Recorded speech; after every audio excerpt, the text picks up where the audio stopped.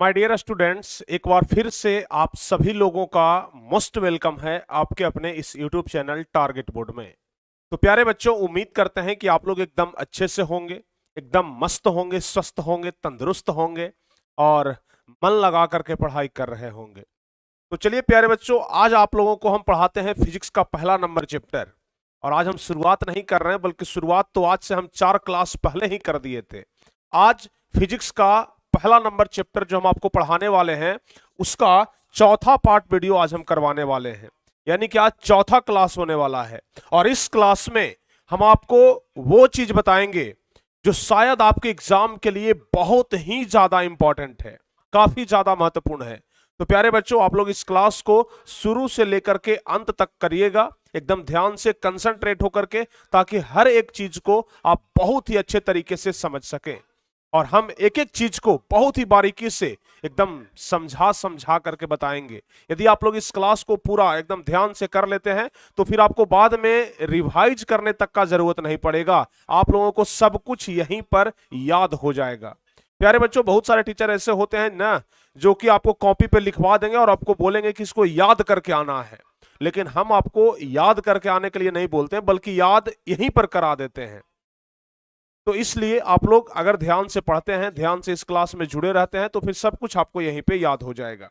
तो चलिए हम इस क्लास को आगे बढ़ाएंगे। प्रकाश का प्रवर्तन यानी कि रिफ्लेक्शन ऑफ लाइट का यह चौथा क्लास है। और इस क्लास में हम आपको बहुत ही खास चीज बताने वाले हैं, बहुत ही इंपॉर्टेंट चीज बताने वाले हैं। लेकिन उसके पहले, यदि आप लोग व्हाट्सएप ग्रुप में नहीं जुड़े हैं तो फिर इस नंबर पे कॉल करके आप लोग व्हाट्सएप ग्रुप में जरूर जुड़ जाइएगा। 81 14 53 20 21 या 92 63 99 11 25। व्हाट्सएप ग्रुप में जुड़ने के लिए आपको मात्र 99 रुपया पे करना होगा। और इस ग्रुप में आपको डेली जो डिजिटल बोर्ड का नोट्स होता है वो नोट्स मिल जाएगा। इसके अलावा नोटिफिकेशन मिल जाएगा, बिहार बोर्ड संबंधित इंपॉर्टेंट न्यूज, जिसमें कि आपको पता चल जाएगा कब हमारा फॉर्म भराएगा, कब रजिस्ट्रेशन होगा, या फिर अभी जितने सारे भी बिहार बोर्ड के द्वारा जो अपडेट होता है सब कुछ यह ग्रुप में पता चलेगा। तो इस नंबर पे आप 99 रुपया पेमेंट करके आराम से आप लोग व्हाट्सएप ग्रुप में जुड़ सकते हैं। इसके अलावा यदि आप लोग प्रत्येक सब्जेक्ट का नोट्स लेना चाहते हैं तो एक सब्जेक्ट के लिए आपको मात्र 50 रुपया पे करना होगा और आप लोग हर एक सब्जेक्ट का नोट्स ले सकते हैं। तो चलिए प्यारे बच्चों, आगे बढ़ते हैं। और हम आपको पिछले 3 क्लास में बहुत कुछ बता चुके हैं और बेसिक से लेकर के धीरे धीरे बोर्ड लेवल तक बढ़ने का प्रयास कर रहे हैं। बेसिक तो हम आपको पूरा कंप्लीट करवा चुके हैं, जितने सारे भी बेसिक पॉइंट्स हैं वो सब कुछ कंप्लीट हो गया है, जिसमें पिछले 3 क्लास में हम आपको बहुत कुछ बताए थे। चलिए एक छोटा सा क्वेश्चन हम आपसे पूछ लेते हैं। आप लोग जल्दी से कमेंट करके बताइए कि निर्वात में प्रकाश का चाल कितना होता है। जल्दी जल्दी से आप लोग कमेंट करके बता दीजिए, निर्वात में प्रकाश का चाल कितना होता है। देखते हैं कितने बच्चे कमेंट करके बता रहे हैं। चलिए जल्दी जल्दी से बताइए, निर्वात में प्रकाश का चाल कितना होता है। पिछले क्लास में यह सब कुछ हम आपको बताए थे, ठीक है ना। उत्तल दर्पण किसे कहते हैं, अवतल दर्पण किसे कहते हैं, वक्रता केंद्र, दर्पण का ध्रुव, प्रधान अक्ष, यह सब कुछ हम आपको बता दिए थे पिछले क्लास में ही। फोकस दूरी, फोकस, गोलीय दर्पण, ये सब हम आपको पिछले क्लास में बता दिए थे। अवतल दर्पण को अभिसारी दर्पण और उत्तल दर्पण को अपसारी दर्पण क्यों कहा जाता है, यह भी हम आपको पिछले क्लास में बताए थे। अवतल को अभिसारी और उत्तल को अपसारी क्यों कहा जाता है, यह भी हम आपको पिछले क्लास में ऑलरेडी कंप्लीट करवा चुके हैं, ठीक है। तो यहां तक हम आपको बता दिए थे 3 लाख किलोमीटर पर सेकंड होता है सर। चलिए बहुत बढ़िया, एकदम सही जवाब है, एकदम सही जवाब है। चलिए फटाफट से आप लोग कमेंट करके बता दीजिए, अवतल दर्पण को कौन सा दर्पण कहा जाता है। अवतल दर्पण को कौन सा दर्पण कहा जाता है और उत्तल को कौन सा दर्पण कहा जाता है, आप लोग कमेंट करके जरूर बता दीजिएगा। हालांकि अभी तो हम आपको बता दिए हैं, लेकिन फिर भी एक बार कमेंट जरूर करिएगा ताकि आप लोगों को याद हो जाए। तो फटाफट से सारे बच्चे एक बार कमेंट करके बता दीजिए, ठीक है ना।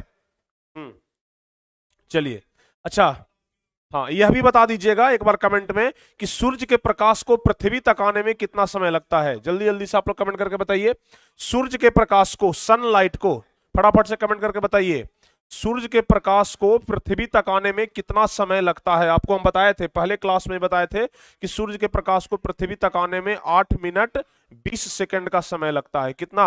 8 मिनट 20 सेकंड का समय लगता है, पहले क्लास में ही हम आपको बता दिए थे, ठीक है ना। हाँ यहां तक हम आपको बता चुके हैं, ठीक है। दर्पण कितने प्रकार के होते हैं? 3 प्रकार के। कौन कौन से दर्पण होते हैं 3 प्रकार के? पिछले क्लास में बताए थे। पहला कौन सा दर्पण बताए थे? समतल दर्पण। पहला दर्पण कौन सा है? समतल। दूसरा दर्पण कौन सा है? गोलीय। गोलीय में कौन कौन आता है? गोलीय में कौन कौन आता है? आपको हम बताए थे ना, गोलीय में अवतल आता है और कौन सा आता है? उत्तल आता है। गोलीय में अवतल और उत्तल दो आते हैं, और तीसरा होता है परवलय दर्पण। तीसरा होता है परवलय दर्पण, ठीक है ना। हम लोगों को चैप्टर में मात्र और मात्र पढ़ना है अवतल, उत्तल और समतल के बारे में, समझ गए? इतना हम आपको पूरा कंप्लीट करवाएंगे। तो चलिए, सबसे पहले तो जो बच्चे हमारे साथ इस क्लास में जुड़ चुके हैं, फटाफट से बच्चों आप लोग क्लास को एक बार शेयर कर दीजिए अपने सारे व्हाट्सएप ग्रुप में, अपने सारे दोस्तों के बीच। जो भी क्लास 10th का तैयारी कर रहे हैं, जो भी 2024 में मैट्रिक का एग्जाम देने वाले हैं, उनके पास फटाफट से आप लोग वीडियो के लिंक को शेयर कर दीजिए। एक बार आप लोग क्लास को शेयर कर दीजिए और बोल दीजिए कमेंट बॉक्स में कि हाँ सर हम शेयर कर चुके हैं। चलिए फटाफट से शेयर कर दीजिए। और जो बच्चे अभी तक वीडियो को लाइक नहीं किए हैं ना, फटाफट से आप लोग वीडियो को लाइक भी कर दीजिए। हम देख रहे हैं कि लगभग 400 से 500 बच्चे ऐसे हैं जो अभी तक वीडियो को लाइक नहीं किए हैं। तो फटाफट से आप लोग वीडियो को लाइक कर दीजिए। और जो बच्चे चैनल पर नए हैं, पहली बार हमारे साथ जुड़ रहे हैं, तो भाई चैनल को भी जरूर सब्सक्राइब कर दीजिएगा ताकि आगे के हर एक क्लास का नोटिफिकेशन आपको मिल जाए। तो चलिए फटाफट से आप लोग सारे बच्चे जुड़ जाइए हमारे साथ। हाँ, और शेयर भी कर दिए, लाइक भी कर दिए। चलिए, तो अब प्यारे बच्चों हम आगे बढ़ते हैं और चौथा क्लास का शुरुआत करते हैं, फोर्थ क्लास। और इस क्लास में आपको एक महत्वपूर्ण पॉइंट के बारे में बताने वाले हैं, और वह पॉइंट है किरण आरेख। समझ गए ना? वह पॉइंट कौन सा है? तो किरण आरेख है। तो आज हम आपको बताने वाले हैं किरण आरेख के बारे में।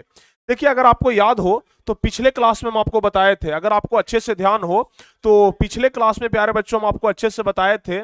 इस तरीके से मान लिया जाए कि यह दर्पण है, ठीक है ना। इस तरीके से मान लिया जाए कि यह दर्पण है, और दर्पण का यह रेखा क्या कहलाएगा? जल्दी से आप लोग कमेंट करके बता दीजिए। यह रेखा जो है यह क्या कहलाता है? फटाफट से आप लोग बता दीजिए। यह रेखा क्या कहलाएगा? प्रधान अक्ष कहलाएगा ना। इसके अलावा ये ध्रुव हो गया, ये सेंटर हो गया। कल यानी कि पिछले क्लास में हम आपको बताए थे कि प्रधान अक्ष के समांतर आती हुई प्रकाश की किरणें परावर्तन के बाद फोकस से होकर के गुजरती है। पिछले क्लास में बताए थे ना, पिछले क्लास में हम आपको यह चीज बताए थे कि प्रधान अक्ष के समांतर आती हुई प्रकाश की किरणें परावर्तन के बाद फोकस से होकर के गुजरती है। अगर आपको ध्यान हो तो बोल दीजिए कि हाँ यस सर बताए थे। अगर आपको अच्छे से याद हो तो फिर बता दीजिए ना कि हाँ सर आप पिछले क्लास में यह चीज बताए थे। लेकिन प्यारे बच्चों एक चीज जरा समझिएगा, प्रकाश की जो किरणें होती है, ऐसा तो नहीं है कि सिर्फ प्रधान अक्ष के समांतर ही आएगा भाई। ऐसा तो नहीं है कि प्रधान अक्ष के समांतर आएगा। कैसे भी आ सकता है, ऐसे भी आ सकता है, ऐसे भी जा सकता है, ऐसे भी जा सकता है, इधर से भी जा सकता है, इधर से भी जा सकता है। मतलब जो प्रकाश की किरणें हैं वो किसी भी दिशा से आ सकता है ना। तो अगर प्रकाश की किरणें जहां तहां से आए तो उसका प्रतिबिंब कहां पर बनेगा, वह कहां पर जाके मिलेगा? पहला चीज की हम आपको यह बताएंगे। इसके अलावा अगर हम वस्तु को अनंत पर रखेंगे तो इसका प्रतिबिंब कहां बनेगा? अगर हम वस्तु को वक्रता केंद्र पर रखेंगे तो इसका प्रतिबिंब कहां बनेगा? अगर हम वस्तु को वक्रता केंद्र और फोकस के बीच में रखेंगे तो इसका प्रतिबिंब कहां बनेगा? अगर हम वस्तु को फोकस पर रखेंगे तो इसका प्रतिबिंब कहां बनेगा? अगर हम वस्तु को फोकस और ध्रुव के बीच में रखेंगे तो इसका प्रतिबिंब कहां बनेगा? यह सब कुछ भी हम आपको इस क्लास में ही बताने वाले हैं। और यह सब कुछ जो हम आपको बताएंगे, इस टॉपिक का नाम होता है किरण आरेख। क्या नाम होता है? किरण आरेख। तो प्यारे बच्चों आज हम आपको बताने वाले हैं किरण आरेख के बारे में। समझ गए ना? आज हम आपको किरण आरेख के बारे में बताने वाले हैं, जो एग्जाम के दृष्टिकोण से VVI होता है, यानी कि वेरी वेरी इंपॉर्टेंट होता है, बोर्ड मॉडल होता है। समझ गए ना? यानी कि परीक्षा में पूछा जाता है तो फिर आप लोगों को एकदम ध्यान से समझना चाहिए, कंसंट्रेट होकर के समझना चाहिए, एकदम बारीकी से समझना चाहिए। क्योंकि अगर इस चीज को अगर एक बार समझ लिए तो फिर आगे आपको दिक्कत नहीं होने वाला है, आगे कभी आपको दिक्कत नहीं होगा। और आज चौथा क्लास हो रहा है ना, आगे 2 या 3 क्लास में आपका यह चैप्टर समाप्त हो जाएगा। 2-3 क्लास के अंदर आपका यह चैप्टर समाप्त हो जाएगा। उसके बाद इस चैप्टर का पूरा ऑब्जेक्टिव क्वेश्चन बता देंगे, न्यूमेरिकल क्वेश्चन बता देंगे, और उसके बाद आपका कहानी खत्म, खलास, पहला नंबर चैप्टर खत्म हो जाएगा। तो चलिए, इस चीज को समझने के लिए आप लोग तैयार हैं? आपके मन में भी इच्छा, आपके मन में भी यह सवाल उठता होगा कि आखिर वस्तु को यहां पर रखेंगे तो उसका प्रतिबिंब कहां बनेगा, या यहां सी पर यानी कि वक्रता केंद्र पर रखेंगे तो प्रतिबिंब कहां बनेगा, वक्रता केंद्र और फोकस के बीच में रखेंगे तो कहां बनेगा, फोकस पर रखेंगे तो कहां बनेगा, उल्टा बनेगा, सीधा बनेगा, वास्तविक बनेगा, काल्पनिक बनेगा, कैसा बनेगा, सब कुछ हम आपको अभी बताने वाले हैं। तो यह टॉपिक बहुत ही ज्यादा इंपॉर्टेंट है, बस आप लोग ध्यान से समझिएगा। तो टॉपिक यही है, देखिए हम यहां पर क्वेश्चन लिख दिए हैं, गोलीय दर्पण में बनने वाले किरण आरेख के लिए नियम क्या है। यानी कि नियम, पहले तो हम लोग को नियम जानना होगा ना कि गोलीय दर्पण में बनने वाले जो किरण आरेख होते हैं उसके लिए क्या नियम है, कैसे किरण आरेख बनता है, आप लोग ध्यान से समझिएगा। सबसे पहला, जब आपतित प्रकाश की किरणें प्रधान अक्ष के समांतर भेजी जाती है तो प्रवर्तन के बाद फोकस से होकर के गुजरती है। यह चीज तो हम आपको पिछले क्लास में ही बता दिए थे। यहां पर आप लोग चित्र भी देख रहे हैं कि जब प्रधान अक्ष के समांतर जा रहा है तो फोकस से होकर के गुजर रहा है। पिछले क्लास में हम आपको यह चीज बताए थे, पिछले क्लास में हम आपको यह चीज बताए थे कि जब प्रधान अक्ष के समांतर जाता है ना तो फोकस से होकर के गुजरता है। समझ गए? जैसे प्रधान अक्ष हो गया, प्रधान अक्ष के समांतर प्रकाश की किरणें आ रही है तो फोकस से होकर के जाएगा, यहां पर जहां पर काटेगा ना वहीं पर फोकस हो जाएगा, ध्रुव हो जाएगा। मान लिया जाए कि दर्पण का नाम एक्स डैश हम रख देते हैं, ठीक है ना। तो इस प्रकार से आप लोग देख रहे हैं, तो प्रधान अक्ष के समांतर आती हुई प्रकाश की किरणें प्रवर्तन के बाद फोकस से होकर के गुजरता है। यह चीज तो आप लोग को पता है। दूसरा कह रहा है, जब आपतित प्रकाश की किरणों को वक्रता केंद्र से भेजा जाता है तो प्रवर्तन के बाद अपने ही रास्ते पर लौट जाता है।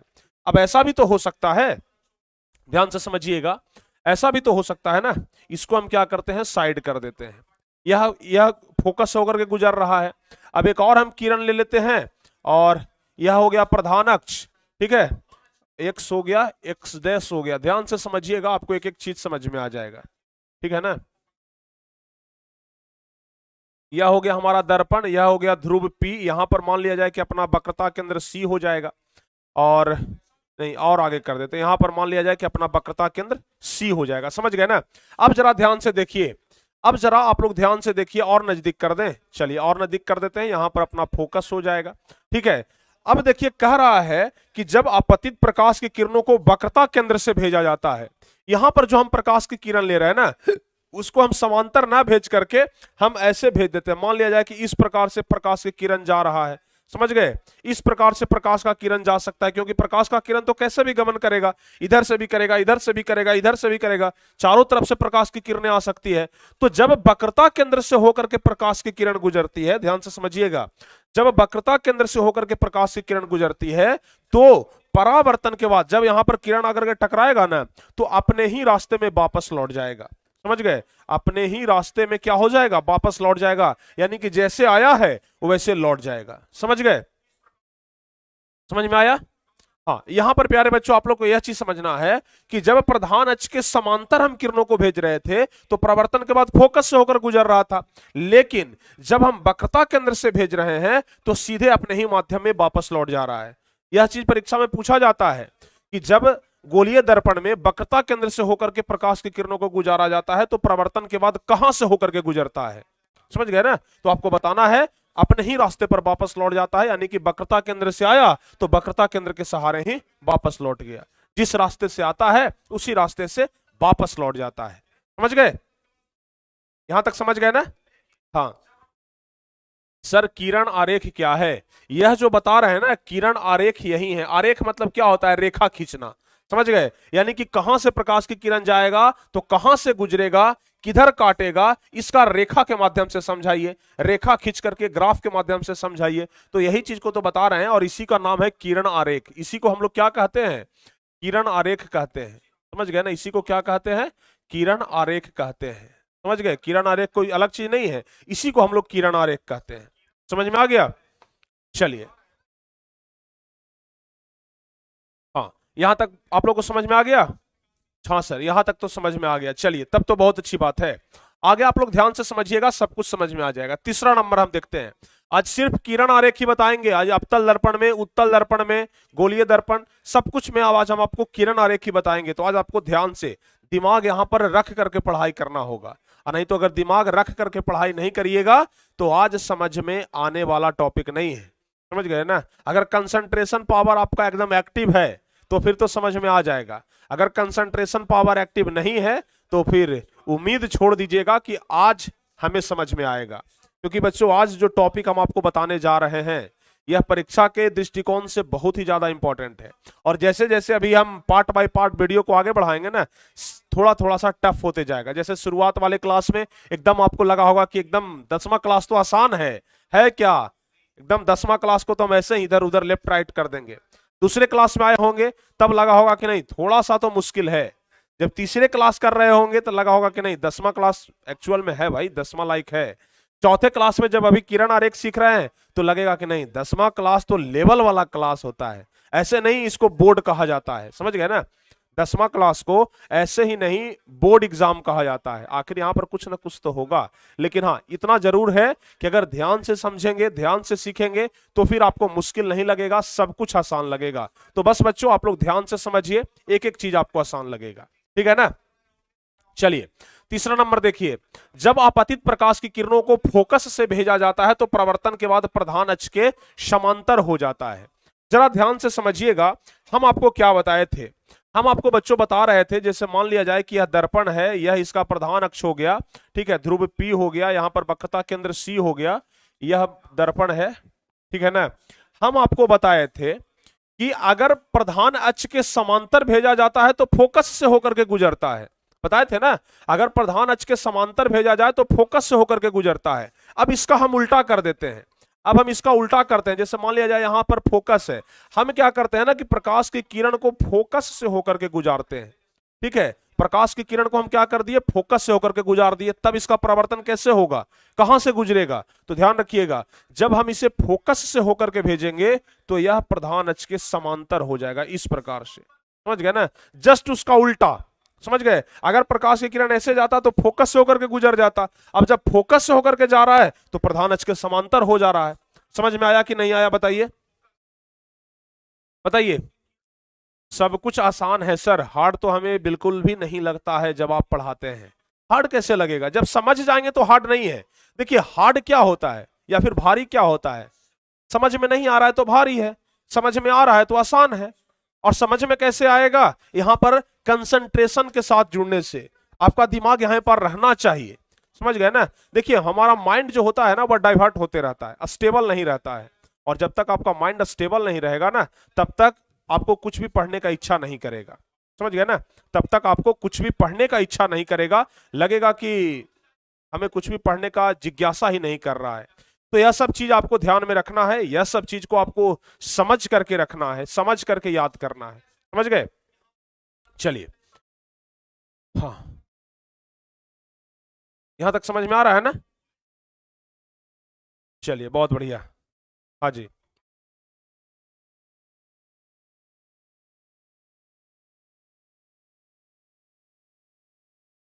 तो एक चीज आप लोग ध्यान रखिएगा, यहां पर अगर आप जुड़ करके पढ़ाई कर रहे हैं तो आपका दिमाग भी यहीं पे रहना चाहिए। जैसे प्यारे बच्चों आप लोगों को हम यूट्यूब पर पढ़ा रहे हैं, ध्यान से समझिएगा, हम यूट्यूब पर पढ़ा रहे हैं, यूट्यूब समझ गए ना। जब आप यूट्यूब खोलेंगे तो आपके सामने हजारों वीडियो आ जाएगा, अगर आप स्क्रॉल ऐसे ऐसे कर रहे हैं ना, हजारों वीडियो आपके सामने आते रहेगा। बहुत सारे बच्चे क्या करते हैं कि पढ़ने के लिए आते हैं तो ये वाला क्लास कि चलते हैं भाई, टाइम हो गया है टारगेट बोर्ड का, अब टारगेट बोर्ड पर चल करके क्लास करना है। लेकिन जैसे ही यूट्यूब में घुसते हैं एक अलग वीडियो दिखाई पड़ता है, एक बढ़िया लगता है कि एकदम इस पर क्लिक करके इसको देख ही ले, वहीं से आपका दिमाग डाइवर्ट होता है। मजबूत होना चाहिए या हमारा जो मस्तिष्क है ना, इस पर हमारा कंट्रोल होना चाहिए। जब हम टारगेट बोर्ड पर आने के लिए यूट्यूब खोले हैं तो हम टारगेट बोर्ड से पहले रुकेंगे नहीं, समझ गए ना। और नहीं तो आपके पास वीडियो तो ढेरों सारे आएंगे और अगर आप क्लिक कर दिए तो उसी को देखने में फंसे रह जाएंगे। लेकिन अगर आप सीधे टारगेट बोर्ड पर आ गए तो फिर आपका दिमाग वहीं पर स्टेबल हो जाएगा। तो सबसे बड़ा चीज यही होता है, तब कहा जाता है ना कि आपके मस्तिष्क पर, आपके दिमाग पर आपका कितना कंट्रोल है, यह किस बात पर निर्भर करता है, तो आपके कंसंट्रेशन पावर पर निर्भर करता है, समझ गए। तो यह वाला आप लोग समझ गए ना कि जब हम लोग प्रकाश की किरण को फोकस से गुजारेंगे तो परावर्तन के बाद प्रधान अक्ष के समांतर हो जाएगा, ठीक है, यहां तक समझ गए।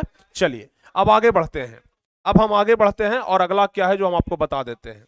अब देखिएगा अगला क्या कह रहा है, जब प्रकाश की किरणों को ध्रुव से भेजा जाता है तो आपतन का कोण परावर्तन के कोण के बराबर हो जाता है, इसमें विलंब का कार्य प्रधान अक्ष करता है। देखिए क्या कह रहा है, जरा ध्यान से समझिएगा। यह हो गया हमारा दर्पण, ठीक है ना, यह हो गया हमारा दर्पण, ध्यान से समझिएगा।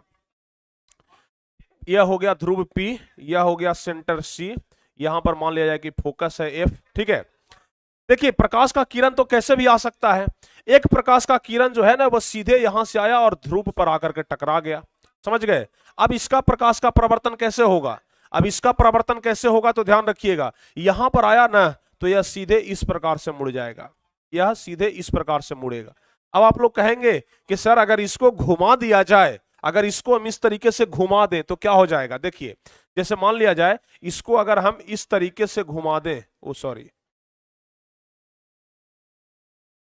नहीं ये घूमेगा नहीं है, इसको अगर हम बच्चों घुमा दें तो आप कहेंगे ना कि सर ये हो गया आपतन कोण और ये हो गया परावर्तन कोण और ये बीच वाला हो गया अभिलंब। कहेंगे कि नहीं कहेंगे? कहेंगे ना। तो ध्यान से समझिएगा, यह वाला किरण आरेख कहता है कि जब हम प्रकाश की किरण को ध्रुव से होकर के गुजारेंगे या फिर जब कोई प्रकाश की किरण ध्रुव की ओर आती है तो ध्रुव से टकराने के बाद वह आपतन कोण और परावर्तन कोण के बराबर हो जाता है। समझ गए ना क्या होता है? देखिए, जब प्रकाश की किरणों को ध्रुव से भेजा जाता है, इस चित्र को देखिए, ध्रुव से जा रहा है ना, तो आपतन का कोण और परावर्तन का कोण बराबर हो जाता है। जब प्रकाश की किरणों को ध्रुव से भेजा जाता है तो आपतन का कोण और परावर्तन का कोण क्या हो जाता है? आपस में बराबर हो जाता है और प्रधान अक्ष जो है वह अभिलंब का कार्य करने लगता है। समझ गए ना? आपको हम बताए थे ना, इस प्रकार से आपतन कोण, परावर्तन कोण और बीच में अभिलंब हो जाता है। समझ गए? होता है ना ऐसे। तो देखिए, यह हो गया आपतन कोण, यह हो गया परावर्तन कोण और यह बीच में अभिलंब हो जाता है। तो ठीक यही वाला चित्र यहां पर बना हुआ है कि नहीं बना हुआ है? यह हो गया आपतन आपतन यह हो गया आपतित किरण, यह हो गया परावर्तित किरण, यह हो गया अभिलंब। तो आपतित किरण और अभिलंब के बीच आपतन कोण और यहां पर हो गया परावर्तन कोण। तो बस कितना सिंपल है, समझ में आया? कितने बच्चे इसको समझ गए? समझ गए? चलिए, अभी तक हम आपको 4 किरण आरेख बताए हैं, अभी तक हम आपको 4 किरण आरेख बताए हैं। कौन कौन सा? देखिए ध्यान से, अभी तक हम आपको 4 किरण आरेख बताए, जिसमें सबसे पहला नंबर क्या बताए? सबसे पहला नंबर ये वाला बताए, सबसे पहला नंबर ये वाला, ये हो गया दूसरा नंबर। पहला नंबर बताए कि जब प्रकाश की किरणों को प्रधान अक्ष के समांतर भेजा जाता है तो परावर्तन के बाद फोकस से होकर के गुजरता है, यह पहला बताए। दूसरा क्या बताए? जब प्रकाश की किरण को वक्रता केंद्र से होकर के भेजा जाता है तो वह अपने ही माध्यम में वक्रता केंद्र से होते हुए वापस लौट जाता है, यह दूसरा बता दिए। तीसरा क्या बताए? यह हो गया थर्ड नंबर। तीसरा क्या बताए? जब प्रकाश की किरणों को फोकस से होकर के गुजारा जाता है तो परावर्तन के बाद प्रधान अक्ष के समांतर हो जाता है। और उसके बाद चौथा क्या बताए? चौथा बताए कि जब प्रकाश की किरणों को जब प्रकाश की किरणों को ध्रुव से गुजारा जाता है, जब प्रकाश का परावर्तन ध्रुव से होता है तो आपतन का कोण और परावर्तन का कोण आपस में बराबर हो जाता है और प्रधान अक्ष जो है वह अभिलंब का कार्य करता है। बताइए, समझ में आ गया? यस सर, समझ गए। चलिए, बहुत बढ़िया, समझ में आ गया ना? अब तो कोई दिक्कत नहीं होना चाहिए, कोई दिक्कत नहीं है सर। हाँ, स्पोकन क्लास का टाइम क्या है सर? स्पोकन क्लास का टाइम तो 8:30 बजे है ना। स्पोकन क्लास का टाइम है 8:30 बजे, एप्लीकेशन पर होता है, टारगेट बोर्ड ऐप पर होता है। जो बच्चे परचेज कर चुके हैं उनको 8:30 बजे से टाइम तो जानकारी है। 8:30 बजे 8:30 में आप टारगेट बोर्ड ऐप को खोल लीजिएगा, आपके सामने लाइव क्लास दिख जाएगा। समझ गए? 8:30 बजे, कोई दिक्कत? चलिए, I love your teaching style sir, वाह, थैंक यू सो मच। चलिए भाई, बहुत बहुत धन्यवाद। इस प्रकार की बातों से ना हमें अंदर से एनर्जी मिलता है, लगता है कि बच्चे हमारे पढ़ाने के तरीके को पसंद कर रहे हैं। जाहिर सी बात है कि आप लोग समझ रहे होंगे। ठीक है, चलिए, तो अब हम आगे बढ़ते हैं। और आगे प्यारे बच्चों, जो आपके लिए सबसे ज्यादा महत्वपूर्ण टॉपिक है, हमेशा 2 नंबर या 5 नंबर में भी पूछ सकता है, क्या?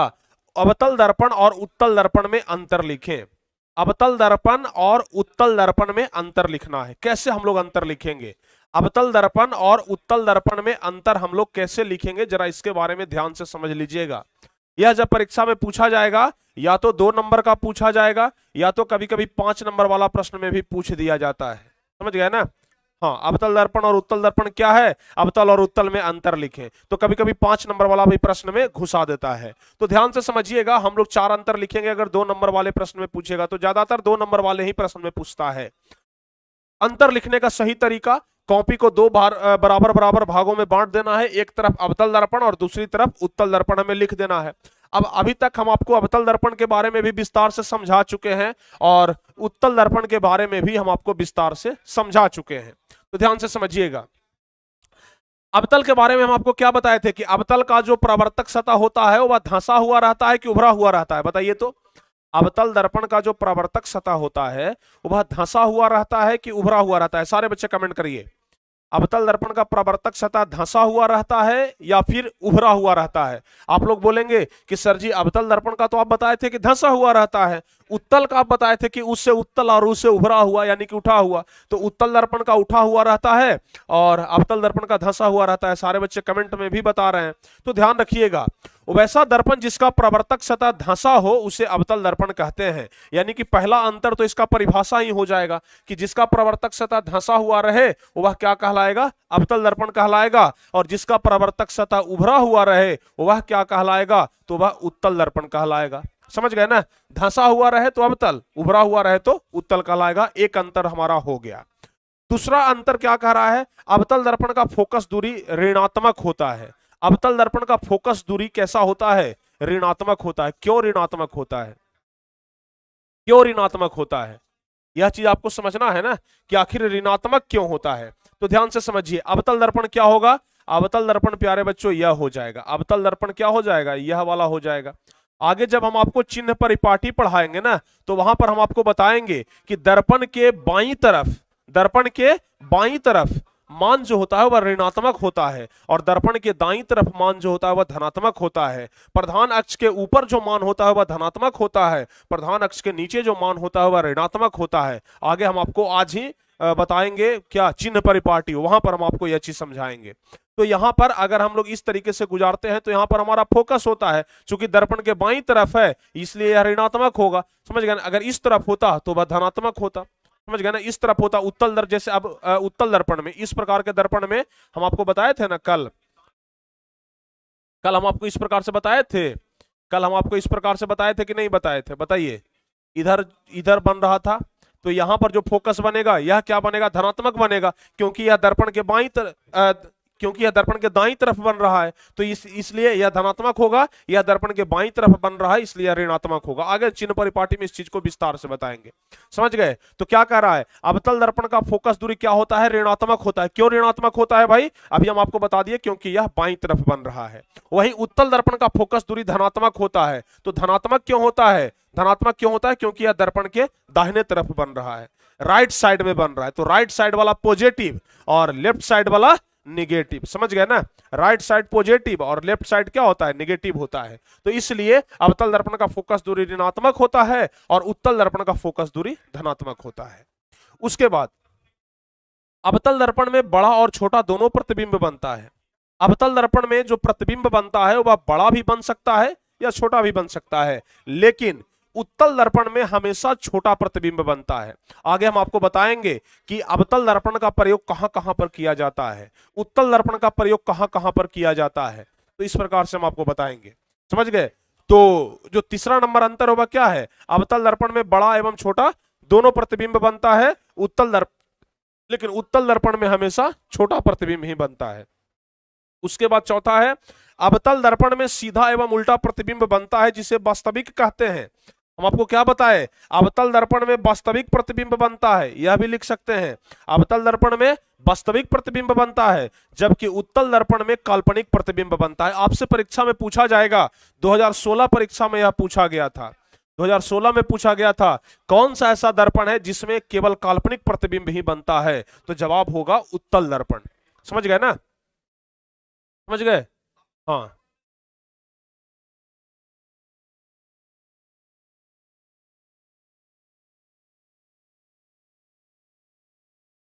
समझ गए आप?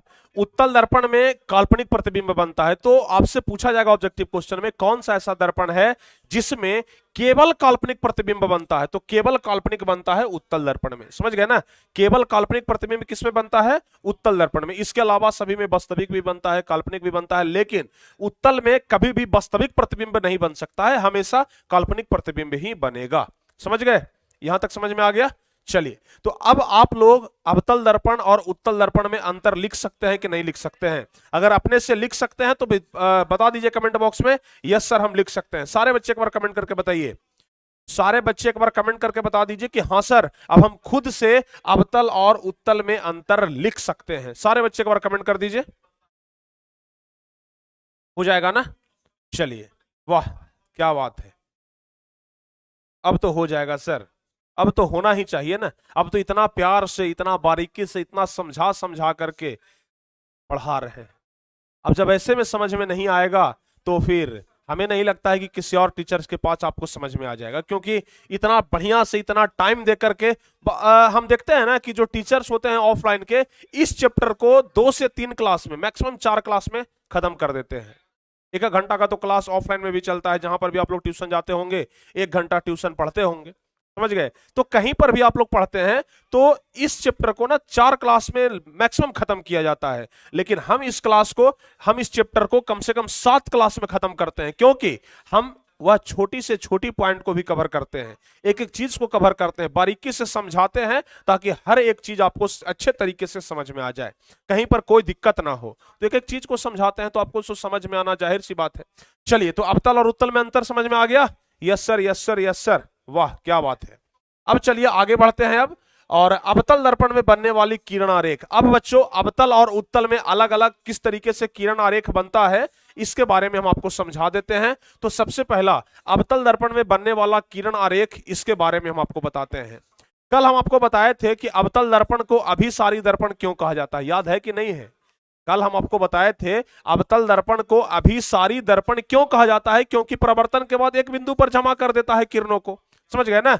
बताए थे ना कि परावर्तन के बाद क्या होता है, किरणों को एक बिंदु पर आकर के इस तरीके से जमा कर देता है, इसलिए इसको क्या कहा जाता है, अभिसारी कहा जाता है। तो यही वाला सेम वही वाला किरण आरेख यहां पर, जब वस्तु को अनंत पर रखा जाता है। अच्छा, अनंत मतलब क्या होता है, कितने बच्चे जानते हैं? अनंत मतलब क्या होता है, यह कितने बच्चों को पता है? फटाफट से बताइए, अनंत मतलब क्या होता है, सारे बच्चे जरा बता दीजिए। हाँ, अनंत, आप लोग समझते हैं अनंत मतलब क्या होता है? देखिए, अभी हम हर एक छोटी चीज को इसलिए पूछ रहे हैं ना, क्योंकि अभी आप लोग 10th क्लास में नए नए गए हैं, हो सकता है कि 9th तक आप लोग पढ़ाई ना किए हो, मन से नहीं पढ़े हो, तो इसलिए हम क्या बोले हैं कि 0 से बिल्कुल शुरू करेंगे। हम यह मान करके पढ़ा रहे हैं कि आप लोगों को कुछ भी नहीं आता है, तो इसलिए हम एक एक चीज को, जो छोटी से छोटी चीज है, उसे भी हम बहुत ही गहनता के साथ पढ़ा रहे हैं, ताकि आपको समझ में आ जाए। अनंत मतलब इनफाइनाइट होता है सर, वाह बहुत बढ़िया, इनफाइनाइट होता है बच्चों। और सिंबल कुछ इस तरीके का होता है। अगर हम 8 को 1 2 3 4 5 6 7 8 ऐसे लिखते हैं ना, अगर 8 को हम सुता दें, समझ गए, 8 को हम लिटा दें, तो लिटा देंगे तो कैसे बनेगा, ऐसे बन जाएगा ना। तो अगर यह वाला है तो 8 है, यह वाला है तो इसी को अनंत बोला जाता है, समझ गए ना। अनंत मतलब हो गया इनफाइनाइट। इनफाइनाइट मतलब समझते हैं, समझते हैं? जैसे हम बोल रहे हैं कि यह एक रेखा है, इस तरीके से, जैसे मान लिया जाए कि यह एक रेखा है, इसको हम आगे तक खींचे चले जाएंगे, कभी नहीं खत्म होगा, कभी खत्म होगा? और इसको हम आगे तक खींचे जा रहे हैं, जा रहे हैं, जा रहे हैं, कभी नहीं खत्म होगा, तो उसी को बोलते हैं अनंत, जिसका कोई और छोर पता ना हो, समझ गए ना? जिसका कोई और छोर पता ना हो, उसी को अनंत कहते हैं, समझ गए ना? जैसे हम आपको बोल दें कि चले जाओ उत्तर साइड में जहां तक दिखाई पड़ता है, तो वह हो गया मतलब अनंत तक चले जाओ, जहां तक दिखाई पड़ रहा है वहां तक चले जाओ। तो अगर हम बोल दें कि इधर चले जाओ, तो अनंत तक चले जाओ, समझ गए ना? तो अनंत मतलब होता है जिसका कोई और छोर ना हो, जहां पर खत्म ही ना हो, समझ गए ना? तो उसे अनंत कहते हैं। तो ध्यान से समझिएगा, कह रहा है कि जब वस्तु को अनंत पर रखा जाए, मान लिया जाए कि यह एक अवतल दर्पण है, यह हो गया इसका प्रधान अक्ष, यह हो गया इसका ध्रुव P, यह हो गया इसका वक्रता केंद्र C, और यह दर्पण हो गया, ठीक है। हम वस्तु को क्या किया है ना कि अनंत पर रख दिए हैं, ध्यान से समझिएगा। यह तो वक्रता केंद्र हो गया, वक्रता केंद्र के इधर क्या हो जाएगा, अनंत हो जाएगा। तो हम मान लिया जाए कि वस्तु को यहां पर रख दिए हैं, समझ गए, वस्तु को यहां पर रख दिए हैं, तो यह क्या हो जाएगा, अनंत और वक्रता केंद्र के बीच में हो जाएगा। लेकिन हमें क्या कह रहा है, जब वस्तु को अनंत पर रखते हैं, मतलब इधर साइड में वस्तु कहीं पर रखा होगा और वहां से प्रकाश का किरण ऐसे आ रहा होगा, इधर से भी एक किरण आ रहा होगा इस तरीके से। परावर्तन के बाद वह कहां से गुजरेगा भाई, फोकस से होकर के गुजरेगा। इधर से भी परावर्तन के बाद फोकस से होकर के गुजरेगा, गुजरेगा कि नहीं गुजरेगा बताइए? परावर्तन के बाद कहां से गुजर रहा है, फोकस से, यह हो जाएगा हमारा फोकस। तो अवतल दर्पण का पहला किरण आरेख यही है कि जब वस्तु को अनंत पर रखा जाता है तो कहां से गुजरता है, फोकस से गुजरता है। यह चीज तो हम आपको बता दिए हैं, आपसे परीक्षा में पूछा जाएगा, अवतल दर्पण में वस्तु को अनंत पर रखा जाएगा तो उसका प्रतिबिंब कहां बनेगा, आपसे प्रश्न पूछा जाएगा कि जब वस्तु को अनंत पर रखा जाता है, अनंत पर, इसको यहां पर सिंबल भी दर्शा सकते हैं इस तरीके से, समझ गए ना। जब वस्तु को अनंत पर रखा जाएगा तो उसका प्रतिबिंब कहां बनेगा, आप लोग को तुरंत बताना है कि सर तो पढ़ाए थे कि जब वस्तु को अनंत पर रखेंगे तो उसका प्रतिबिंब कहां बनेगा, फोकस पर बनेगा, समझ गए ना।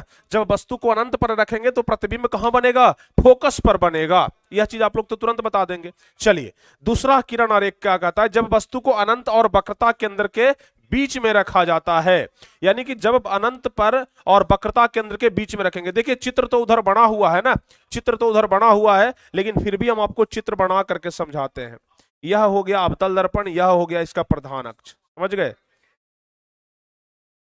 चलिए अब यहां पर मान लिया जाए कि फोकस है, यहां पर मान लिया जाए कि क्या है भाई, वक्रता केंद्र सी है, समझ गए। अब कह रहा है कि वस्तु को अनंत और वक्रता केंद्र, तो अनंत इधर कहीं होगा, अनंत तो इधर कहीं होगा ना, और वक्रता केंद्र यहां है, यानी कि यहां पर बीच में कहीं पर वस्तु होगा। यहां पर मान लिया जाए कि वस्तु है, समझ गए, यहां पर वस्तु रखा हुआ है, यहां से प्रकाश का किरण जाएगा, यहां से प्रकाश का एक किरण जाएगा, और आपको पता है ना कहां से होकर के गुजरेगा, आपको पता है कि प्रधान अक्ष के समांतर जब जाता है भाई तो फोकस से होकर के गुजरता है, यहां से गुजर जाएगा, समझ गए।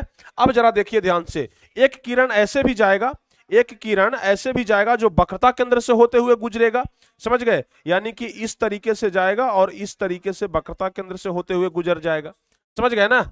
यानी कि एक किरण एकदम प्रधान अक्ष के समांतर चला गया इस तरीके से और यहां से आकर के परावर्तित हो गया, एक किरण यहां पर गया, और जाहिर सी बात है कि जब वक्रता केंद्र से होकर गुजरता है तो सीधे वापस लौट जाता है। अब दोनों का जहां पर कटान बिंदु है, दोनों का जहां पर कटान बिंदु हमारा कहां पर बना, देखिए तो कटान बिंदु यहां पर बन गया ना, तो यहां पर प्यारे बच्चों आप लोगों को ध्यान रखना है, और चूंकि जो प्रधान अक्ष है उसके नीचे कटान बिंदु है, प्रधान अक्ष के नीचे प्रतिबिंब बन रहा है, तो प्रतिबिंब कैसा बनेगा, उल्टा बनेगा, उल्टा बनेगा। और दूसरी बात, वस्तु से छोटा बनेगा। देखिए वस्तु इतना बड़ा था ना, वस्तु इतना बड़ा था, लेकिन यह वस्तु से छोटा बना, समझ गए। अगर वस्तु का नाम हम रख देते हैं ए बी, तो यहां पर प्रतिबिंब का नाम ए डैश बी डैश रख सकते हैं, समझ गए ना। तो जब वस्तु को अनंत और वक्रता केंद्र के बीच रखा जाए, जब वस्तु को अनंत और वक्रता केंद्र के, अनंत इधर कहीं है, वक्रता केंद्र ये है, तो जब वस्तु को अनंत और वक्रता केंद्र के बीच में रखेंगे तो उसका प्रतिबिंब कहां बनेगा, वक्रता केंद्र और फोकस के बीच में बनेगा। प्रतिबिंब बड़ा होगा या छोटा होगा, आप लोग को बताना है, प्रतिबिंब छोटा होगा। प्रतिबिंब सीधा होगा कि उल्टा होगा, आप लोग को बताना है, प्रतिबिंब उल्टा होगा। तो इतना चीज आपको ध्यान में रखना पड़ेगा, बताइए, समझ में आ जाएगा।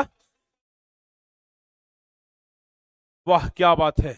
एक बच्चे बोल रहे हैं कि सर नोट्स फ्री दे दीजिए सर, एक बच्चों का कहना है ना कि सर नोट्स फ्री दे दीजिए सर।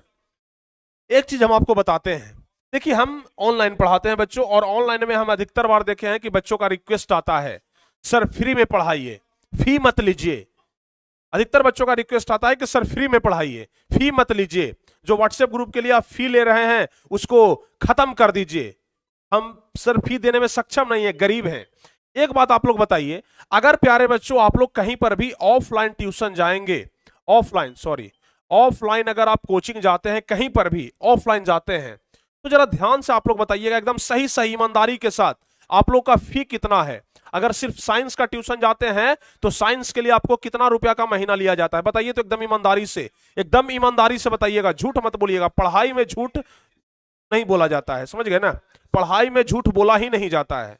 बहुत सारे बच्चे बिहार के अलग अलग जगह से हैं और सभी लोग कहीं ना कहीं पर ऑफलाइन ट्यूशन जाते होंगे किसी टीचर के पास, सही सही एकदम बताइएगा कितना फी आपसे लिया जाता है। देखते हैं आप लोग का फी कितना है।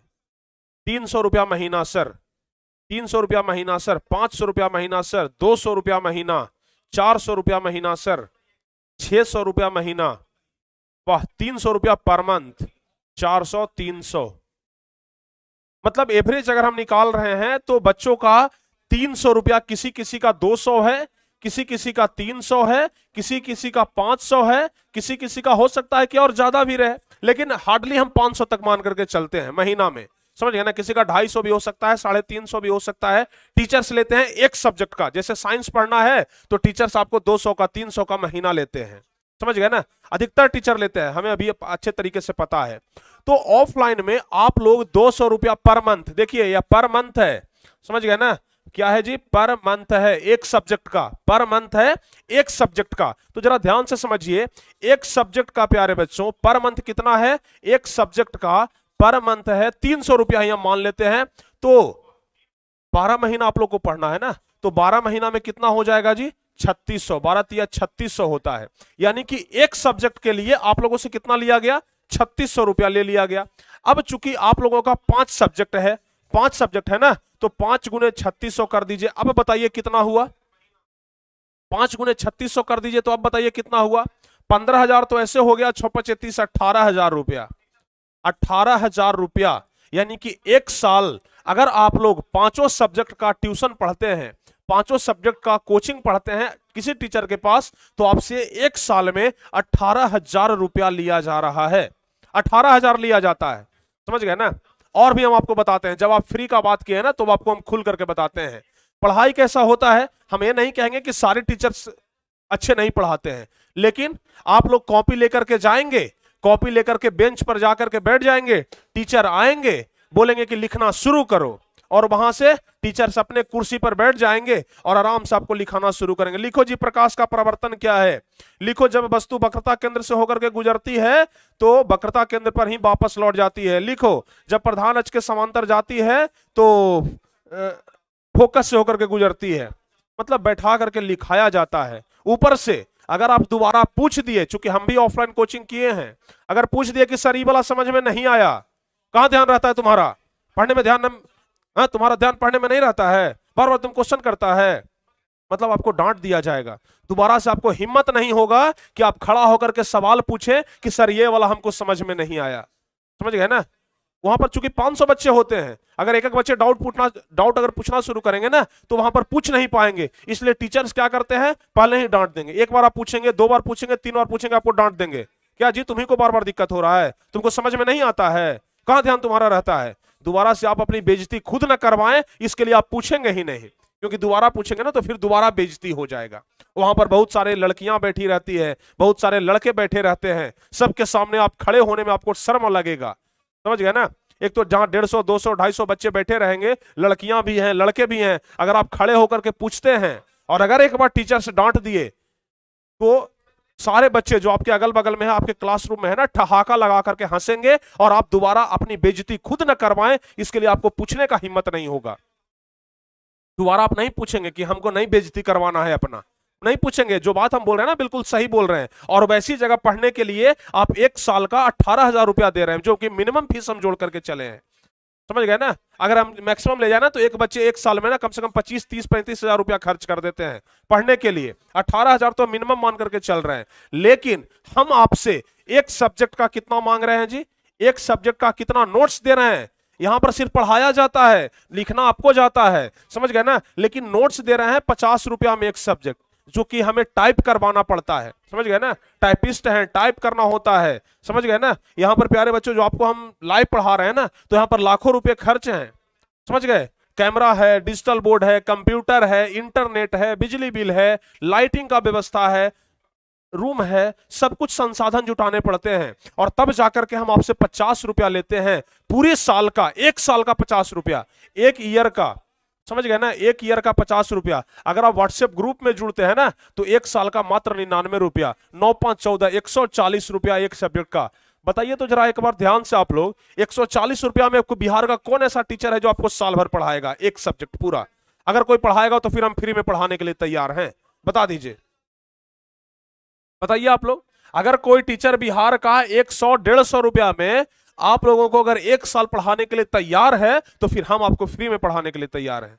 जहां लोग 18,000 ले रहे हैं ना, आप लोग खुशी खुशी देते हैं, मम्मी से मांगते हैं, पापा से मांगते हैं। ट्यूशन वाला सर पैसा मांग रहे थे, वहां पर तो आप लोग को दिक्कत नहीं होता, एकदम बड़ा प्यार से पापा से मांग करके जा करके दे देते हैं। और यहां पर जब आपसे 150 और 200 रुपया लिया जाता है, सर कम कर दीजिए सर, हम गरीब हैं सर, फ्री कर दीजिए सर, ये होता है।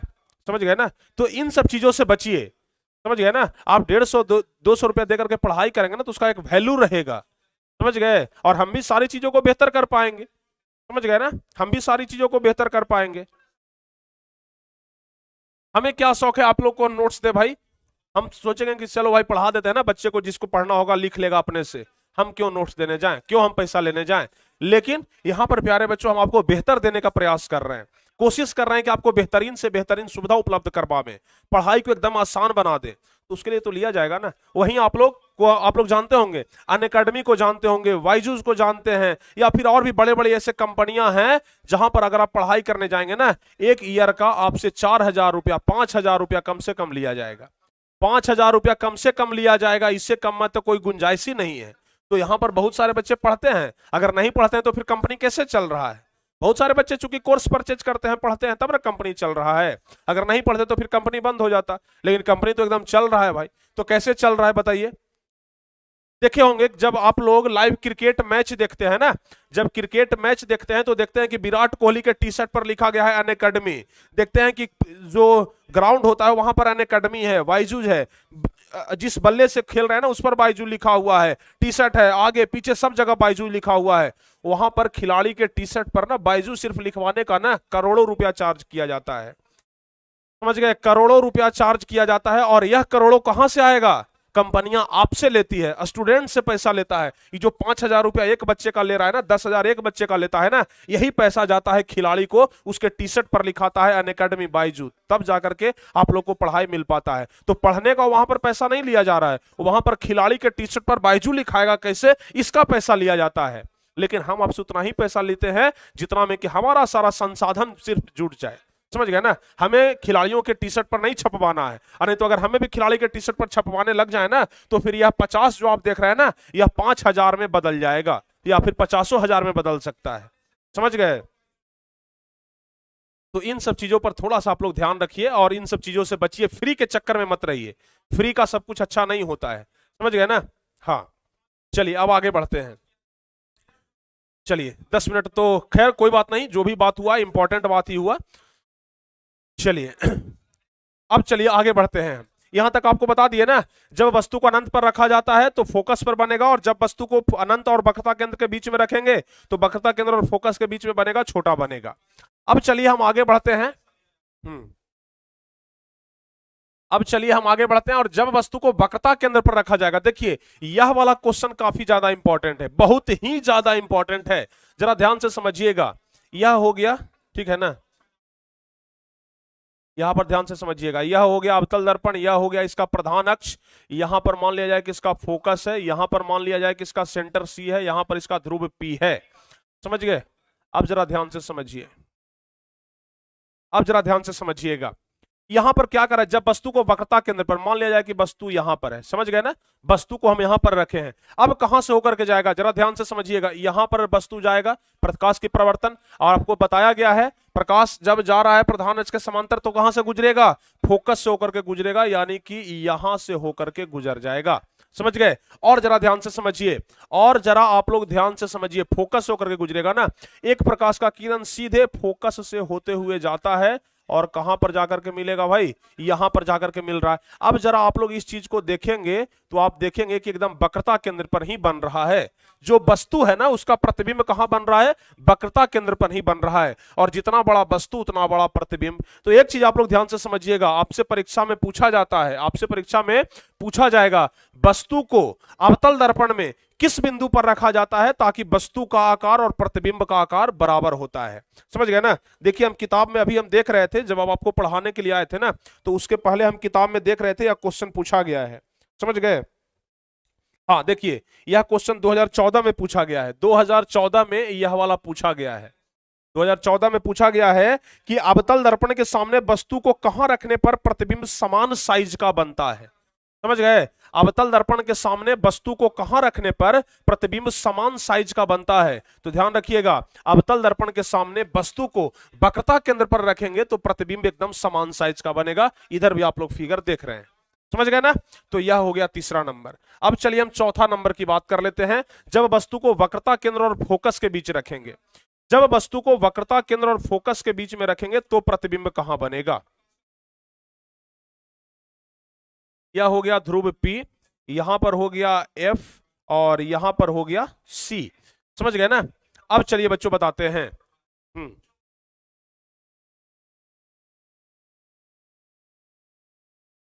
चलिए ध्यान से समझिएगा, ध्यान से समझिएगा। और जो बच्चे नोट्स नहीं लिए ना, नोट्स आप लोग परचेज कर लीजिए, हर एक सब्जेक्ट का परचेज कर लीजिए, क्योंकि प्यारे बच्चों आप लोग अभी से पढ़ाई करना शुरू कर दीजिए। नोट्स है, धीरे धीरे उसको प्रिंट निकलवाइएगा, पढ़िएगा, समझ गए ना, या फिर मोबाइल में ही रखिएगा, जब मौका मिले तब उसको पढ़िए। लिखना तो जरूरी है, नोट्स भी लेते हैं ना, फिर भी आप लोग कॉपी पर जरूर लिखिए, ताकि आप लोग को लिखने से चीजें याद होता है ज्यादा। किसी चीज को अगर रटिएगा ना तो कम याद होगा, लिखिएगा ना तो बहुत जल्दी याद होगा। तो लिखने का प्रयास जरूर करिएगा। चलिए अब क्या कर रहा है, जब वस्तु को वक्रता केंद्र और फोकस, वक्रता केंद्र ये हो गया, फोकस हमारा ये हो गया, हम यहां पर वस्तु को रख दिए हैं, समझ गए।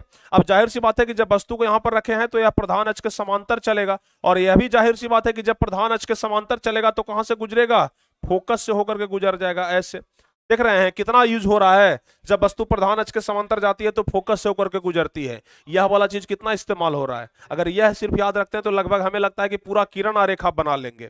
तो जब वस्तु को वक्रता केंद्र और फोकस के बीच रखा जाएगा तो कहां पर देखिए ऐसे गया, और यानी कि प्रधान अक्ष के समांतर गया और सीधे फोकस से होकर के गुजर गया, समझ गए ना।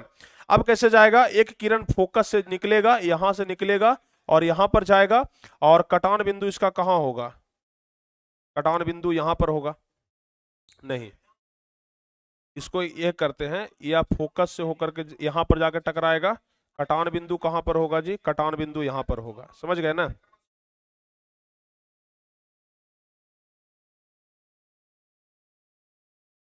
यहां पर इसका था सी। अब जरा ध्यान से समझिए, यहां पर इसका वक्रता केंद्र था, यहां पर कटान बिंदु हुआ ना। अब कटान बिंदु चूंकि यहां पर हुआ प्रधान अक्ष के नीचे, तो जाहिर सी बात है कि प्रतिबिंब कैसा बनेगा, उल्टा बनेगा।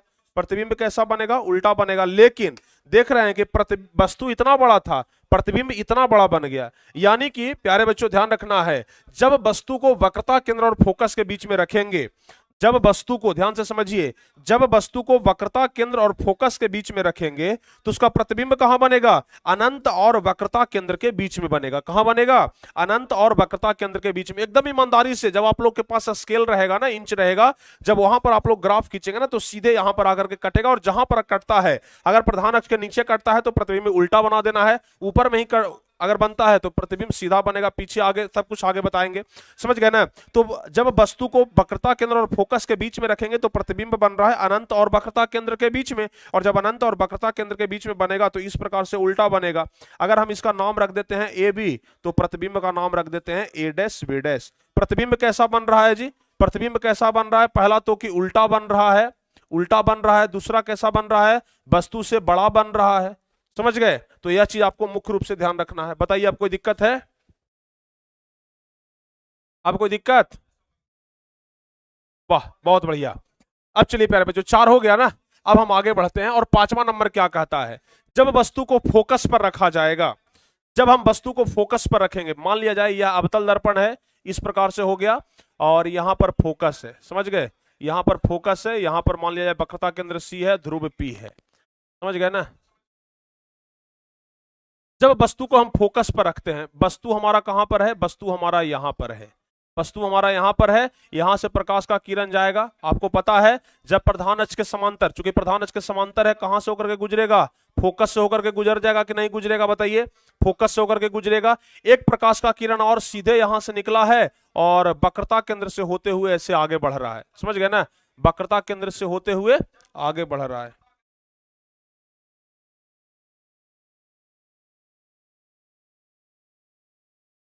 देखिए जरा ध्यान से, यहां से ऐसे आ गया, इधर से ऐसे आ गया, इधर से ऐसे आ गया।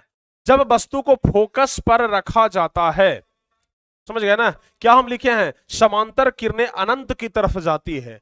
तो जब वस्तु को हम फोकस पर रखेंगे तो उसका प्रतिबिंब कहां बनेगा, अनंत की तरफ बनेगा। कहां बनेगा, अनंत की तरफ, यानी कि कहीं पर भी यह रेखा मैच नहीं करेगा, कहीं पर भी दोनों रेखा आपस में नहीं कटेगा, और जब तक रेखा कटेगा नहीं तब तक प्रतिबिंब बनेगा नहीं, समझ गए ना, जब तक रेखा कटेगा नहीं प्रतिबिंब बनेगा नहीं। यानी कि जब वस्तु को हम फोकस पर रखेंगे तो उसका प्रतिबिंब कहां बनेगा, अनंत की ओर बनेगा, अनंत पर बनेगा, समझ गए। तो यह हो गया। अब चलिए, जब वस्तु को फोकस और ध्रुव के बीच रखेंगे, जब वस्तु को फोकस और ध्रुव के बीच रखते हैं, यह हो गया अवतल दर्पण हमारा, यहां पर मान लिया जाए कि फोकस हो गया, यहां पर वक्रता केंद्र सी हो गया, ध्रुव पी हो गया।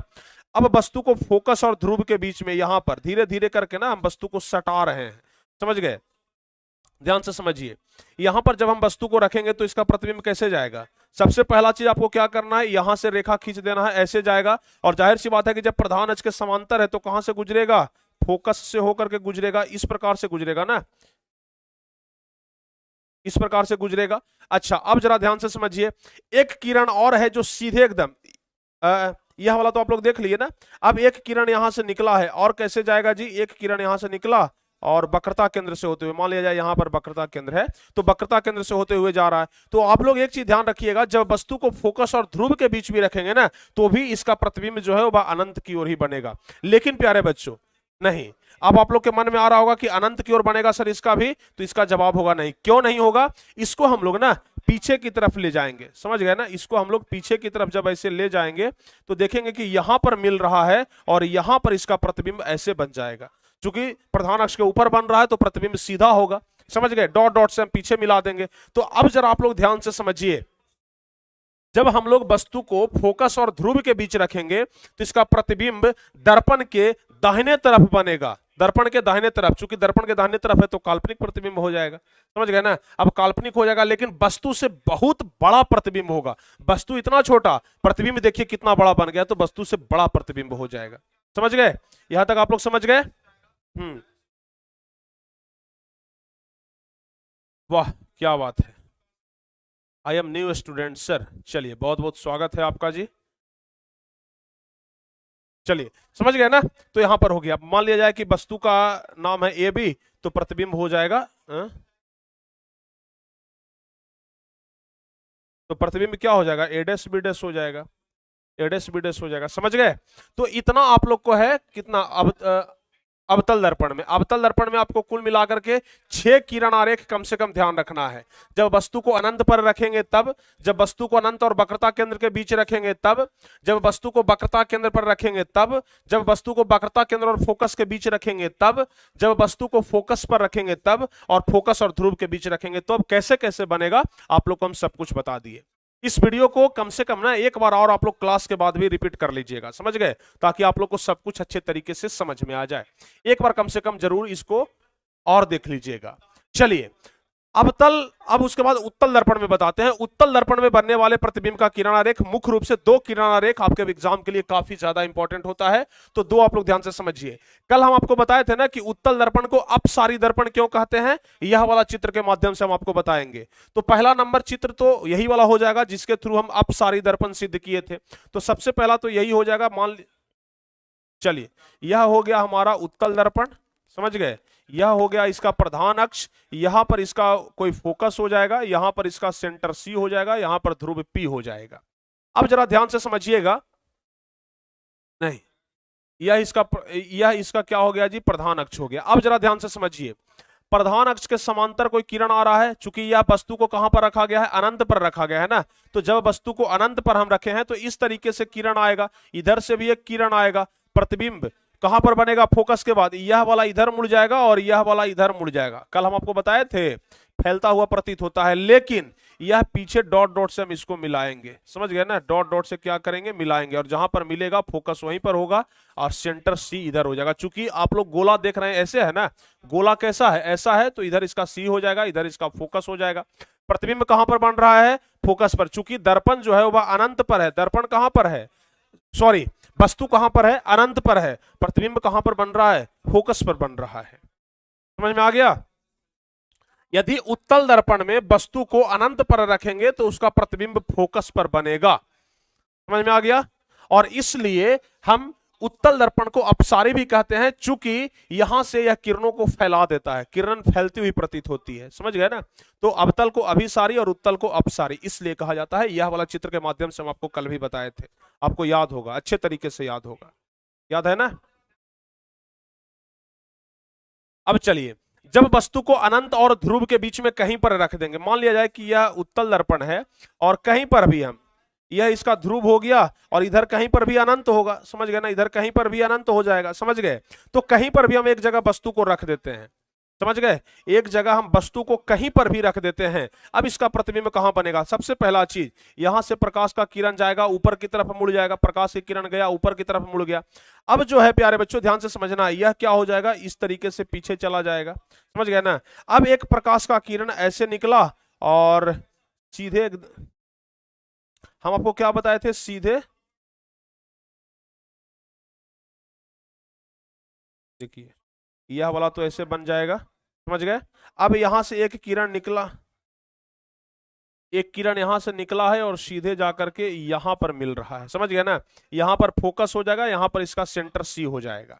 अब जरा ध्यान से समझिए, हम आपको क्या बताए थे कि अगर गोलीय दर्पण में वक्रता केंद्र से प्रकाश की किरणें जाती है तो वह वक्रता केंद्र पर ही वापस लौट जाएगा, तो यहां पर जाएगा, यहां पर वापस लौट जाएगा। लेकिन कटान बिंदु कहां पर मिला हमारा, यहां पर कटान बिंदु यहां पर बन जाएगा, चूंकि दर्पण के ऊपर में है तो सीधा प्रतिबिंब होगा। तो प्रतिबिंब हमारा यहां पर, वस्तु हमारा ये भी था, प्रतिबिंब यहां पर बन गया ए डैश बी डैश, प्रतिबिंब बन गया ए डैश बी डैश। तो ध्यान से समझिए, जब वस्तु को अनंत और ध्रुव के बीच रखेंगे, जब हम उत्तल दर्पण में वस्तु को अनंत और ध्रुव के बीच रखेंगे तो प्रतिबिंब जो है वह फोकस और ध्रुव के बीच में बनेगा, वस्तु सीधा होगा और प्रतिबिंब का आकार वस्तु के आकार से बहुत छोटा होगा, समझ गए ना।